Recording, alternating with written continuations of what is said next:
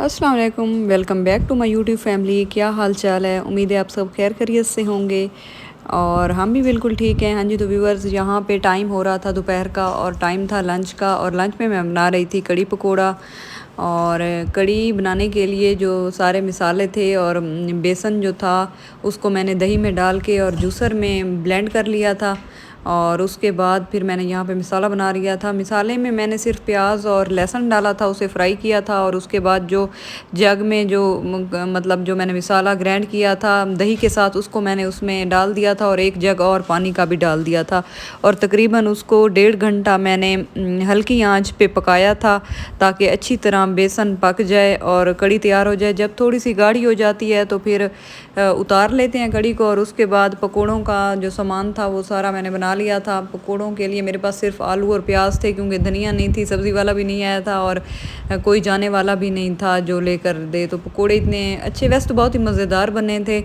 तो आलू थे और प्याज थे, वो सब चीज़ें काट के उसमें बाकी जो मसाले वगैरह होते हैं मैंने डाल लिए थे। और फिर मैंने पकोड़े फ्राई किए थे। और पकोड़े कभी भी नॉन स्टिक बर्तन में फ्राई नहीं करने चाहिए, क्योंकि वो सारे नीचे से चिपक जाते हैं। और ऐसे बन गया था जैसे पता नहीं को क्या चीज़ बन गई हो। पकोड़े नहीं थे वो, ऐसे कोई पता नहीं क्या पकोड़े नुमा कोई जिन बन गया था, उसमें सारा चिपक गया था। इतनी मुश्किल से उतारा था। और उसके बाद मेरे पास लोहे की कढ़ाई मेरे घर में नहीं है, तो मैंने साथ वालों के घर से लोहे की कढ़ाई ली थी। तो फिर जब मैंने उसमें पकोड़े बनाए थे तो माशाल्लाह से बड़े ज़बरदस्त किस्म के पकोड़े बने थे। मेरे पास नॉन स्टिक बर्तन है, कढ़ाई भी नॉन स्टिक है और फ्राई पैन भी जो है ना वो नॉन स्टिक है। तो उसमें मैंने पकोड़े बनाने की कोशिश की है, लेकिन वो बिल्कुल चिपक के बहुत गंदे हो गए थे और बिल्कुल भी उसमें फ्राई नहीं हो रहे थे। तो इसके बाद हमारी कड़ी तैयार हो चुकी थी और माशाल्लाह फिर मैंने उसको तड़का लगा दिया था।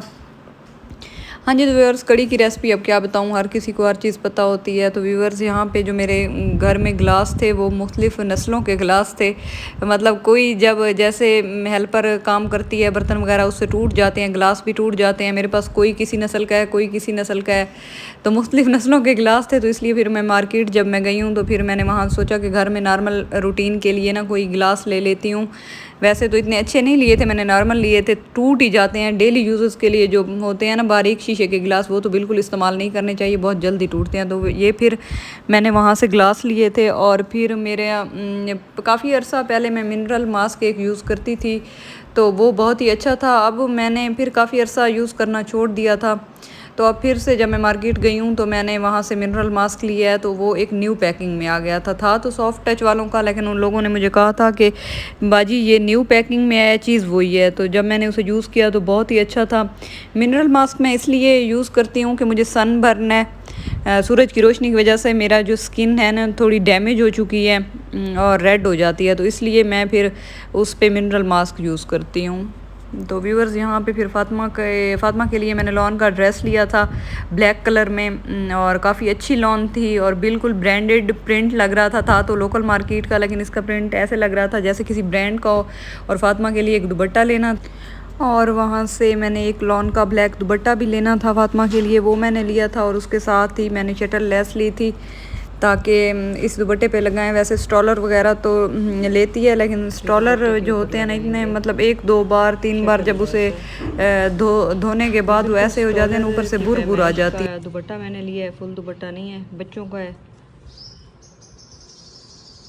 और ये सूट है। यहाँ पे टाइम हो गया था तकरीबन 4 बजे का और ये था चाय का टाइम। जितनी ज़्यादा भी गर्मी हो ना, तो जब तक चाय ना पी आदत बनी हुई है चाय पीने की। और मैं तो सर्दियों में बहुत ज़्यादा चाय पीती हूँ। अब तो गर्मी है जिसकी वजह से सुबह भी नाश्ते में डेली तो मैं नहीं चाय यूज़ करती, लेकिन वैसे अक्सर मैं सुबह नाश्ता जो है ना चाय के साथ ही करती हूँ। जब तक इंसान सुबह चाय ना पिए तो नाश्ता नहीं लगता कि हम लोगों ने नाश्ता किया है। तो अब सेकंड टाइम था तो मैंने सोचा कि चाय बना लूँ। और फिर केक रस पड़े थे तो मैंने कहा इन्हें भी इसके डब्बे में रिफ़िल कर लेती हूँ। ख़त्म हो चुके थे, फिर न्यू मंगवाए हैं।